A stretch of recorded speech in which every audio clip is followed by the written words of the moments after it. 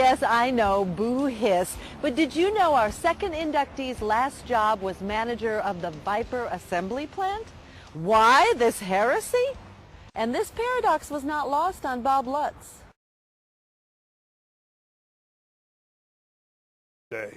So John was an engineer's engineer. His net build process reduced the need for adjustments within the plant. Instead of slots, shims, and operator's judgment, his process relied on precision gauge holes in both parts and tooling. The result? Improved quality, reduced costs, and 3 patents. Still, knowledge in isolation does not yield a nomination to the Hall of Fame. You know that whole tree falling in the forest thing? But add this, and you can reach, teach, and influence the numbers and types of people that will assure your induction as that rare enthusiast. 33,000? 33,000? 33,000? 33,000. 33,000? 33,000? Yes, 33,000 emails, 38,000 forum posts, all the articles he's published in traditional channels, plus the innumerable phone calls.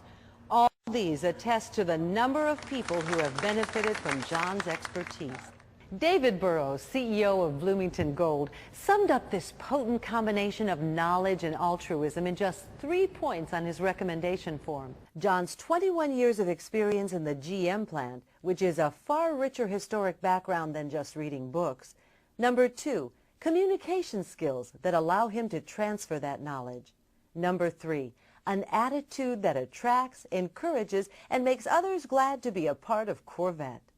Knowledge by experience was not limited to John's work in the GM and Chrysler companies, for we can find more relevant Corvette experience in his off-hours work. His first Corvette, a 53, purchased in '59, shed its blue flame block in favor of a supercharged Buick 8 and went drag racing.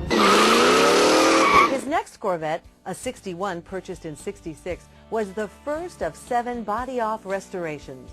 Several other Corvettes, Cobra replicas, and even 7 Ferraris have resided in John's garage.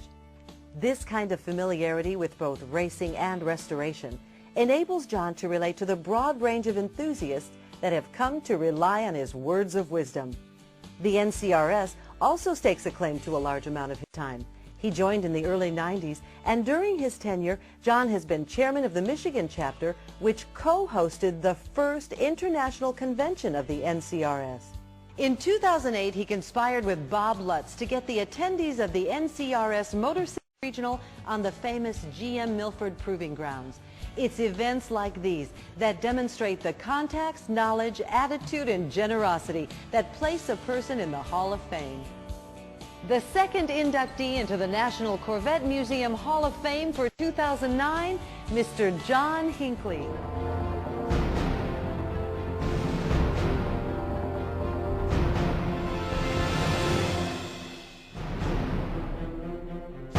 Harley Earl was probably the most influential man in American automobile design.